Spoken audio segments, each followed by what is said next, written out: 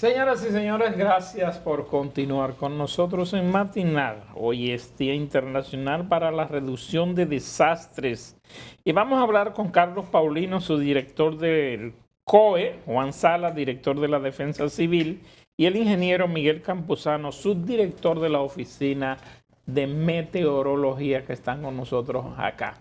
Así que vamos a conversar con ellos sobre este tema tan importante. Muy buenos días a todos. Buenos días. Bienvenidos. Muy buenos días, gracias. Bueno, aquí se habla del Día de Mitigación de Desastres.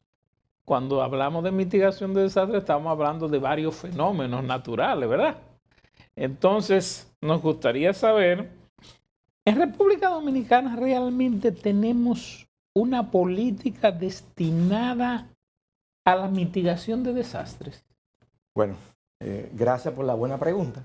Decirle que la ley 147-02, que justamente el presidente Hipólito Mejía promulgó, esa ley procuraba en ese momento, y creo que lo hemos logrado, crear todo un sistema que se articulara. El ejercicio, para llamarle así, que el país vio con Fiona, nos dice que estamos trabajando hacia robustecer un sistema. Ustedes vieron al presidente de la República y las demás instancias del sistema en el plan nacional, al presidente de la Comisión Nacional de Emergencia, que en este caso es el director de Defensa Civil, articularse con la gobernadora, con las alcaldías, justamente para eso, para procurar un sistema que pueda trabajar primero la prevención, que es lo que hemos hecho nosotros desde que llegamos a Defensa Civil, esa prevención local, porque las afectaciones son locales. Cuando ustedes ven que se emiten las alertas, son de carácter sectoriales, provinciales, y entonces esas afectaciones tienen que tener una respuesta local. Esa articulación es lo que procura justamente evitar usar la palabra desastre.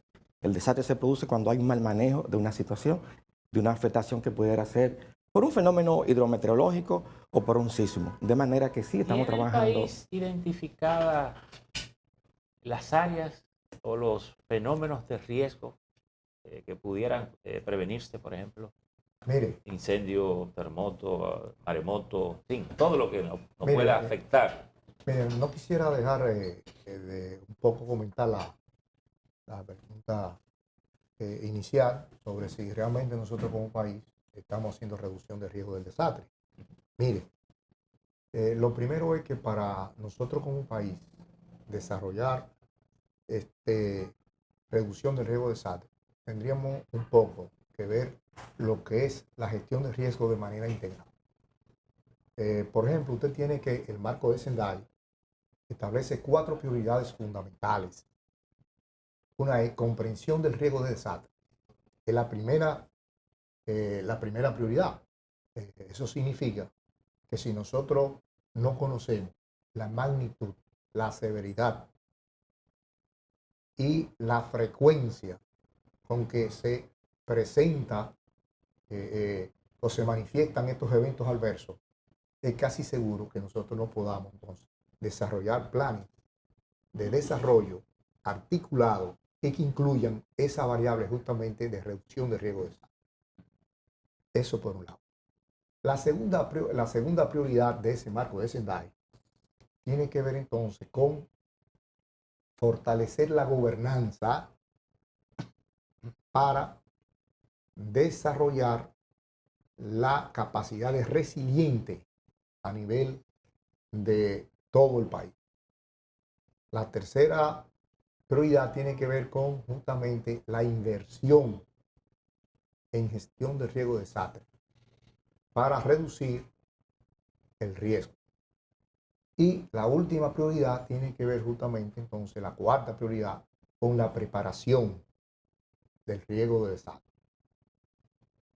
Mire, entonces, si nosotros estamos claramente con respecto a estas 4 prioridades, de hecho, nuestro país es signatario de ese acuerdo, de ese marco de Sendai, que le da seguimiento y lo monitorea a las Naciones Unidas, porque fue justamente en una conferencia de Naciones Unidas que todos los países firmaron ese acuerdo. Entonces, eso es fundamental y vital. En el caso, por ejemplo, de la preparación para desastres, usted tiene, por ejemplo, que uno de sus objetivos fundamentales es justamente desarrollar sistemas sistema de alerta temprana múltiple al 2030, 1530, de manera tal que haya el mayor acceso posible de la población a estos sistemas. Es una responsabilidad del Centro de Operación de Emergencia manejar estos sistemas porque justamente caen dentro del componente del manejo de la gestión del desastre. Pero los gobiernos han invertido realmente, han destinado recursos para este asunto de mitigación de desastres. Porque, por ejemplo, nosotros somos una isla que estamos expuestos 6 meses, casi 7, a una temporada ciclónica. Y con el cambio climático, esta hasta se adelanta y hasta se extiende del tiempo que tiene que ser necesario. Sin embargo, nosotros no tenemos radares. Bueno, pero fíjate una cosa, un segundito ahí. Mire, lo que pasa es que la efectividad de lo que es la gestión de riesgo se mide en función justamente de la reducción de pérdidas, tanto económica, también de personas y material. Entonces, si usted evalúa, por ejemplo, en el caso de Fiona, Fiona, de hecho, va a ser utilizado como un modelo de ejemplo de cómo se realizó esa gestión, esa gobernanza frente a Fiona. Pero si un ciudadano se preguntara, que nos está escuchando, ¿de qué me tengo yo que cuidar? Como ciudadano o mi familia, ¿de qué no tenemos que cuidar? Por ejemplo, este edificio. ¿Requiere este edificio algún estudio, alguna vigilancia que me pueda decir, mira, este edificio necesita que sea reforzado, tal columna, haga acá, haga aquello, para usted prevenir una situación? Eso Sí, se está haciendo, se tiene identificado. Bueno, no quiero meterme en el tema de la edificación que usted toca ahora. Claro, preparación. Y entran otros organismos del gobierno, institucional.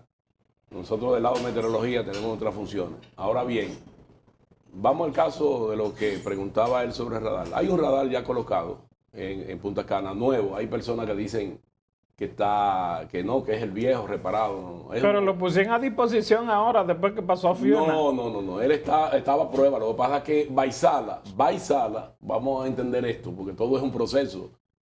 Baisala, que es la compañía que gana el concurso para instalar ese radar en Punta Cana, Baisala es una reconocida firma internacional y entonces ellos tienen un proceso. El radar lleva tiempo colocarlo. Entonces hay una adecuación de las instalaciones primero físicas que estaba el radar anterior, que se usaron, se adecúan. Luego vienen los especialistas de Baisala, instalan el radar, pero viene un periodo de prueba. ¿Pero Claro. ese lo compró Meteorología No, o ese es no. el que había adquirido el grupo Punta Cana? No. El de Punta Cana ya no existe. El de Punta Cana cayó en obsoleto. Eso no existe. Ok. El que compra el radar ahora es el Instituto Dominicano de Acción Civil con recursos. El IDAC. El IDAC Ese fue es que el lo compra el anunció. IDAC. Ustedes saben que un radar, aunque también lo tenemos para el seguimiento de ciclones tropicales y de otros eventos hidrometeorológicos, también tiene múltiples funciones. El tema que estamos tratando hoy, bueno, una arma fundamental para la reducción de riesgos, y hoy precisamente es el tema que trata las Naciones Unidas para la reducción de riesgos, que es la reducción de riesgos ante desastres. O sea que aunque ya estaba adquirido el radar, en realidad todavía está en prueba y por eso no pudimos tener las imágenes correspondientes. No lo tiene el público general apoyo, pero por ejemplo NAME lo estaba utilizando, porque tiene pantallas en Punta Cana, allá mismo, tenemos una oficina meteorológica, tenemos en el aeropuerto de las Américas y tenemos en el Centro Nacional Pronóstico. Ahora ¿Pero bien, lo tendrá el público eventualmente? sí, claro, ya se están haciendo los Pero yo arreglos tengo- para que suba a la página web donde todo el mundo lo va a ver. Pero yo tengo entendido que un radar en Punta Cana no es suficiente No, para no. cubrir el territorio Ese es nacional. otro tema, porque ahí vamos. Qué bueno que está tratando del tema radar, que ha estado siempre sobre el tapete. Fíjese lo que pasa. Nosotros tenemos por accidentes geográficos el Pico Duarte. Señor, el Pico Duarte tiene 3.175 metros. El haz de rayo, lo que le llaman en términos en inglés beam, que es el barrido que hace el radar, barrido, sí. con una inclinación de 0.25 grados, se va aumentando su azimut a medida que se aleja. Entonces, ¿qué sucede? Cuando llega al Pico Duarte, el radar primero, teóricamente, o su radar, el Baisala, que es un Doppler, banda C, tiene 400 kilómetros de alcance. Es decir, se monta sin cobertura, digamos. Sin embargo, la efectividad es de solamente 150 kilómetros. Cuando hablamos de efectividad, quiere decir que es donde el meteorólogo o el especialista puede detectar bien qué está pasando. Exacto. Ahora, cuando llegamos al Pico Duarte, bueno, La altura ahí tenemos, complica todo. Por eso un radar no se coloca donde yo quiera. ¿Cuántos más se necesitan? Meteorológicamente, y es discutido ya, porque yo tuve una reunión más de una hora con la firma Baisala, coincidimos los meteorólogos dominicanos con lo que recomienda, porque Baisala no es solamente vender, sino un consultor también. ¿Qué recomiendan ellos? ¿Qué recomiendan ellos? Dos radares más. Dos radares más. Y no necesariamente. Colocado uno en el noroeste, en el noroeste. Y otro en el suroeste. Y uno en el suroeste. ¿Por qué? Le voy a decir. Nosotros estamos atentos a los ciclones, pero República Dominicana es un país sui generis. Tenemos sistemas durante los 12 meses del año. Porque cuando vienen los sistemas de procedentes de Estados Unidos, que son los frentes fríos, están bien y las vaguadas frontales dan muchos problemas. Recuerden lo que pasó en el 2016. En 3 semanas, los frentes que barrieron la parte norte provocaron una emergencia que originó un desastre prácticamente y produjo un impacto a la economía. Entonces, en el suroeste tenemos otro ingrediente. Yo le hablé de frente, pero en el suroeste, si usted recuerda, el desastre de la 40 de Jimaní. ¿Qué fue lo que ocurrió con eso? Bueno, hubo una baja, una perturbación, un disturbio tropical que se movió desde el Pacífico, cruzó Panamá. Entonces nosotros también ahí necesitamos, porque ya el radar de Punta Cana al suroeste llega muy débil la señal. Entonces ahí viene seguir esos sistemas para prevenir. ¿Y hay planes de adquirir esos 2 radares? Bueno, tenemos entendido, yo no estoy autorizado para dar esa información, pero ya se está encaminando al noroeste. Porque miren, un radar. El problema no es colocar radar. El radar, el presidente Cuesta, por ejemplo, el que se instaló en Punta Cana, solamente el equipo electrónico, entre 1.3 millones y 1.5 millones de dólares. Usted dirá, bueno, eso no es dinero para un gobierno.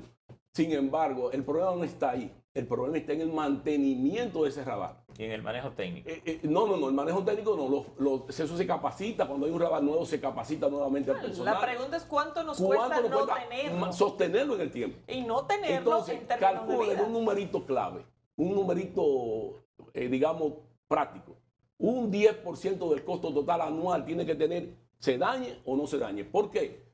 Si costó 1.500.000, estamos hablando que el gobierno tiene que tener $150,000 al año. El radar, señores, está 24 horas dando vueltas. Pero el gobierno gasta muchísimo cuarto en disparar. Bueno, es una responsabilidad. Entonces, las instituciones en particular, los presupuestos, ahí hay dificultades. Para dejar claro una cosa, el costo de ese radar de Punta Cana es 1.4 millones de dólares. Aproximadamente entre 1.3 y 1.5 millones de dólares. El equipo técnico, eso no incluye la estructura física. A la conclusión que habría que llegar es que parece una cosa razonable. Sí, claro. Un país con el nivel de riesgo. Claro que sí. Pero hay algo que yo le quiero preguntar. Cobertura total, es decir, tener los 2 radares. Si estamos hablando. Lo que significa en términos prácticos no tenerlo, que es un incremento del riesgo de reaccionar. Si estamos en la época de mitigación de desastres, o sea, hoy es día,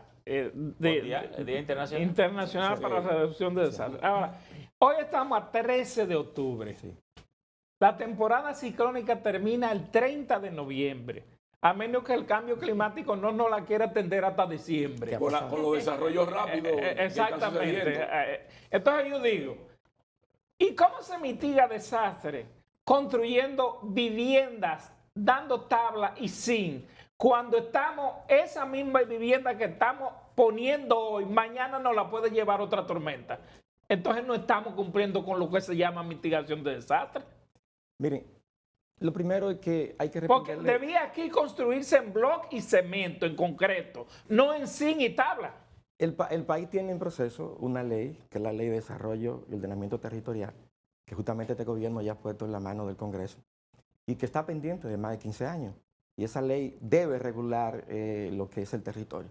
Aquí hay terreno como Moca de vocación agrícola, que ya vemos cómo se expande la industria mobiliaria. No, regular el uso de suelo. El uso de Pero suelo. lo que se está refiriendo es al tipo de vivienda que se Entonces, permitiría, no, pero porque hasta colocar el zinc deberíamos inventar una manera de cómo colocarlo que le compliquemos un poco al viento, que no lo mueva tan fácil. Hay que velar, jugar mucho con la situación climatológica de la Exacto. zona. Así es. Hay que jugar mucho para Pero eso. lo primero que ustedes, la imagen que ustedes vieron que habla de una respuesta rápida de un gobierno es que quien tiene una situación de afectación quiere lo inmediato que se le resuelva. A veces cuando vemos un secador tirado en una sala como dijo en Miche, a veces creemos que es un utensilio de uso del hogar. Ahora, Eso representa Yo siempre, la forma de ganarse la vida de un ciudadano. Yo siempre me he preguntado lo siguiente. El COE lo cohesiona a todos ustedes en las situaciones de la temporada ciclónica. Cuando pasa la temporada ciclónica, llamémosle el tiempo muerto, uno hace su labor preventiva. ¿Por qué el mismo COE, el Estado no lo usa para ir resolviendo de manera preventiva acciones al paso? Por ejemplo, me imagino que Defensa Civil sabe dónde están los bolsones de gente que vive al lado de una cañada que hay que sacarla, familias que están, e ir haciendo ese proceso al paso para ir reduciendo ese nivel de Es que riesgo. justamente usted hablaba en principio ahorita de qué ley. La ley 147 fue clara, estableció un sistema. Aquí hay parte del sistema. Está una MEC, que es el organismo técnico y científico, el COE, que debe activarse cuando tenemos amenazas, debe activarse. Pero todo el año Defensa Civil, conjuntamente con la gobernadora, las alcaldías, se organiza para prepararse para estas situaciones. Usted ha hecho una pregunta que no se puede quedar en el aire, y es, ¿qué cuesta más? Si un radar o paralizar el país. El país no puede vivir a ciegas. Es decir, ¿qué nos cuesta a nosotros estar emitiendo alertas? Bueno, que finalmente digo que a Fiona le costó 20.000 millones. afecta el desarrollo del turismo. Cuando una familia que viene de Europa y se programa pasarse 13 días de sol y nosotros emitimos una alerta, un aviso meteorológico, entonces, ¿qué le cuesta a esa familia que pagó un paquete de 13 días y entonces por una afectación que nosotros no podemos advertir al tiempo? Entonces, el turismo es la base fundamental de nosotros. Usted ha dicho algo, eso no tiene precio, de manera que el Estado Dominicano está comprometido a resolver esa actitud. La ciencia tiene que darnos a nosotros la tranquilidad. Nosotros en Defensa Civil tenemos un centro, Sistema Integrado de Información, y a través de la NASA pedimos entonces información, y un satélite pasó 2 horas antes de que pasara el ojo de Fiona, cuando pasó Fiona y 15 minutos después. Esa información a nosotros nos permitió saber cuál fue el nivel de afectación, porque el satélite pasa y te dice, mira, hay un tinaco, pero ahora cuando pasé no está, y un programa te dice cuál puede ser la afectación. Hoy la ciencia tiene que dar la tranquilidad que necesita este país, y hacia eso vamos, de manera que no hay dinero que pueda sustituir Si yo le preguntara a ustedes como responsables de estos organismos, ¿qué cosa el país tendría que hacer que no está haciendo dentro de ese programa? Pero mire, hay que decir con mucha certeza de que justamente este gobierno, en apenas 2 años y algo que tiene, ha impulsado mucho más acciones orientadas al análisis y la reducción de riesgo de desastre que en anteriores gestiones. Mire por qué. Se está justamente impulsando la ley de ordenamiento territorial. Mire, sin esa ley de ordenamiento territorial no hay posibilidad de hacer reducción de riesgo de desastre. ¿Por qué? Porque mire, con esa ley usted va a garantizar, primero, establecer cuáles son las áreas para asentamientos humanos seguros. Eso es lo primero. El otro elemento fundamental es que usted va a decidir, estos son los terrenos de vocación agrícola. Y el otro elemento entonces, asentamiento humano, vocación agrícola y también con vocación para la agricultura. Entonces, pero además va a permitir esta propia ley y va a impulsar una gestión apropiada de la cuenca de los ríos. No hay posibilidad de usted hacer prevención si no maneja de forma apropiada la cuenca de los ríos. Eso por un lado. Por el otro lado, no hay posibilidad que usted haga prevención o reducción de riesgo si usted no educa a la población. Y hay que distinguir 2 momentos. Esa educación que tiene que estar orientada al desarrollo de una cultura de prevención frente al desastre. Pero miren lo que le voy a decir. las leyes por los regulares no son panacea. Porque, por ejemplo, tenemos una ley que dice que no nos podemos ir en rojo y no vamos en rojo. Es decir, y más allá de los gobiernos, tenemos un país, un Estado que tiene que tener sentido. ¿Qué necesita el país más allá del gobierno? Y si este está haciendo mucho, que si está haciendo mucho, excelente, muy bien. Y si el otro no hizo, pues muy bien, superémoslo. ¿Qué tiene que hacer el país en estas circunstancias y en base a estos programas que tenemos que no estamos haciendo? Ustedes que dirigen los organismos. Justamente en el día de hoy, en el Palacio Nacional, ahí, hay un gran encuentro. 30 alcaldías nos vamos a reunir con las representantes de Naciones Unidas. ¿Qué se va a discutir ahí? Sí, se va a discutir todo un programa de resiliencia. Vamos a hacer un modelo de 30 alcaldías, el distrito, Santo Domingo Este, La Romana, El Ceibo, mi provincia Monte Plata, 15 provincias, para justamente contribuir con eso que usted decía. Es decir, vamos a seguir cambiando 100%, madera por madera. Eso hay que discutirlo ahora, para que esa ley de desarrollo territorial se encuentre con unas alcaldías empoderadas, que entiendan que no puede la política personal imponerse a una situación que tenemos de riesgo. De manera que si no capacitamos a nuestros alcaldes, que son al final los responsables del territorio en el país, las afectaciones son territoriales. Y hoy vamos a discutir justamente un programa mundial para la reducción de riesgo de desastre. Pero una cosa, se supone que todo el que levante una casa tiene que tener un permiso de hacerlo. Y por lo regular no se tiene. Entonces, si aún, y tenemos una ley, y tenemos varias leyes y reglamentos para eso, y sin embargo permitimos que esa cosa se haga. Y no solamente eso. Ahorita ni siquiera es un tema de permiso. Sabemos dónde hay unas zonas que son extremadamente vulnerables, sabemos que están al lado de ríos, sabemos que se inundan.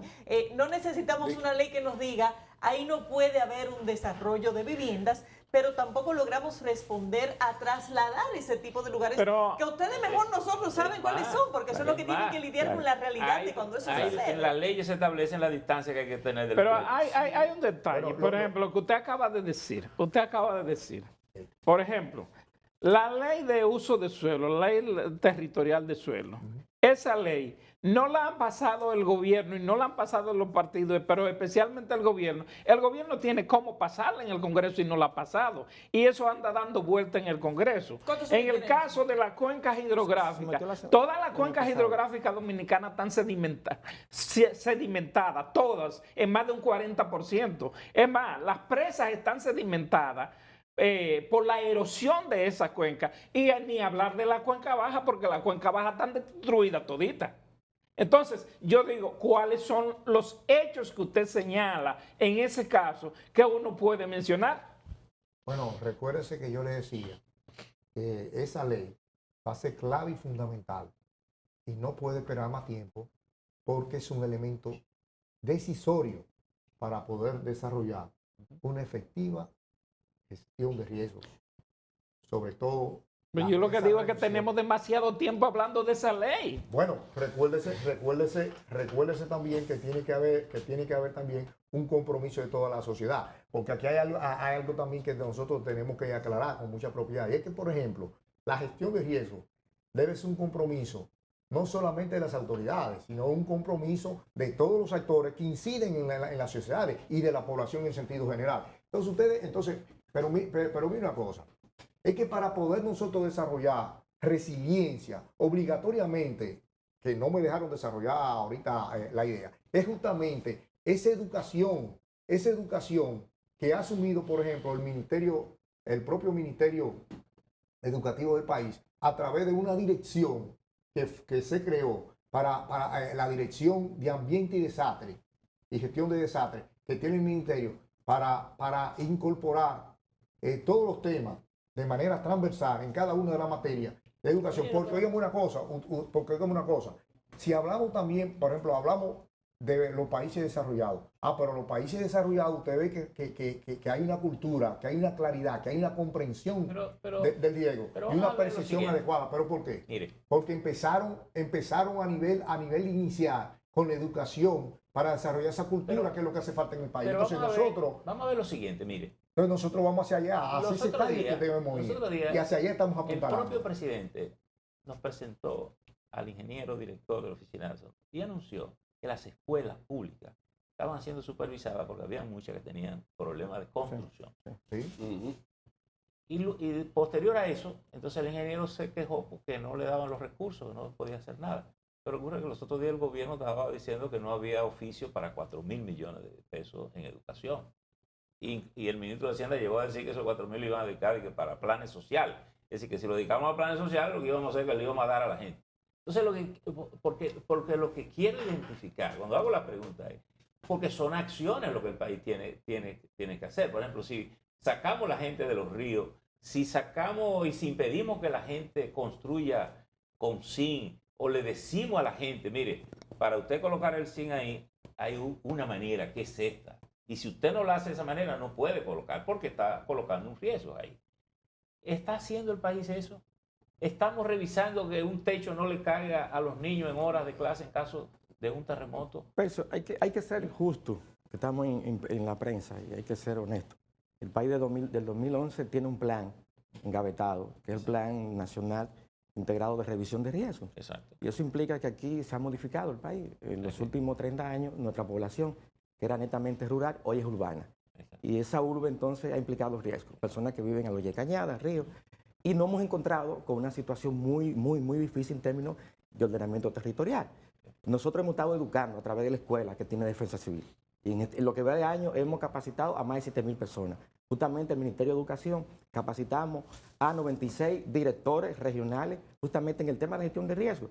Ustedes nos vieron el año pasado trabajando en lo que fue el simulacro. Todo esto tiene que ver con crear una cultura de prevención. A veces hablamos del tema de la tormenta, pero usted preguntaba ahorita, ¿qué haríamos si aquí se produce una situación sísmica? ¿Hacia dónde vamos? Esa es una cultura que tenemos que seguir instalando. A veces nos descuidamos de ese tema.